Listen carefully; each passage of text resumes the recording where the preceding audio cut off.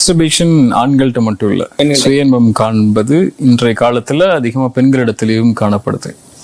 இப்ப ஆணுக்கும் பெண்ணுக்கும் பொதுவாக தான் இஸ்லாம் இதுல தீர்ப்பு சொல்லுது. குர்ஆன் சொல்லக்கூடிய ஒரே ஒரு வசனம், முஃமின்கள் தங்களுடைய கற்பை பாதுகாத்துக் கொள்வார்கள். யாரிடத்துல தன்னுடைய மனைவிமார்கள் வழக்கரம் சொந்தமாக்கப்பட்ட அடிமைகள் இல்ல இந்த காலத்துல, தன்னுடைய மனைவிமார்களிடத்தில் தன்னுடைய கற்பை அவர்கள் பாதுகாப்பார்கள், தன்னுடைய இன்பத்தை அவர்கள் தேடிக்கொள்வார்கள்.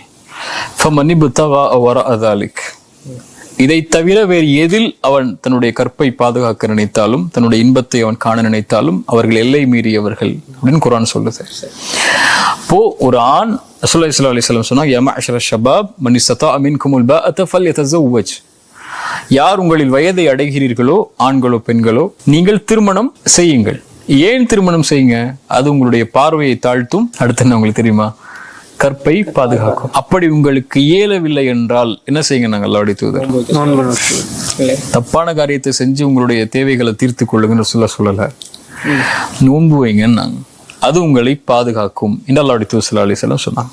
இப்ப திருமணம் தான் இறைவன் கொடுத்த இயற்கையான இன்பத்தை தீர்ப்பதற்கு ஒரு ஆணுக்கும் ஒரு பெண்ணுக்கும் மார்க்கம் கொடுத்த வரைமுறை. சரியா? இந்த வரைமுறையை மீறி யார் எதை செய்தாலும் அது அல்லாஹ்வுடைய மார்க்கத்துல எல்லை மீறியதாகத்தான் கருதப்படும். இது மக்ரூஹா, இது ஹராமா அப்படின்னு கேட்டீங்கன்னா, பெரும்பான்மையான அறிஞர்கள், மார்க்கத்தில் இமாம் ஷாஃபி ரஹ்மஹுல்லா அல்லது இந்த காலத்துல வந்த ஷேக் இப்னு பாஸ், இது போன்ற பெரும்பான்மையான அறிஞர்கள் இடத்துல இந்த செயல், சுயன்பம் காணக்கூடிய இந்த செயல் ஹராம்.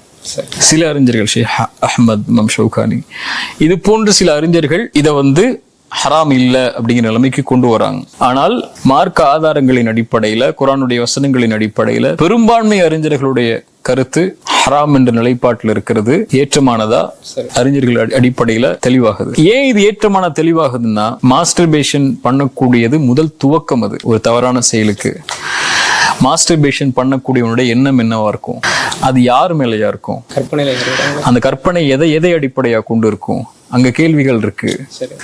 எண்ணம் இல்லாம இந்த செயல்பாடு செய்ய முடியாது. அந்த எண்ணத்தை யார் மேல வைப்பான்?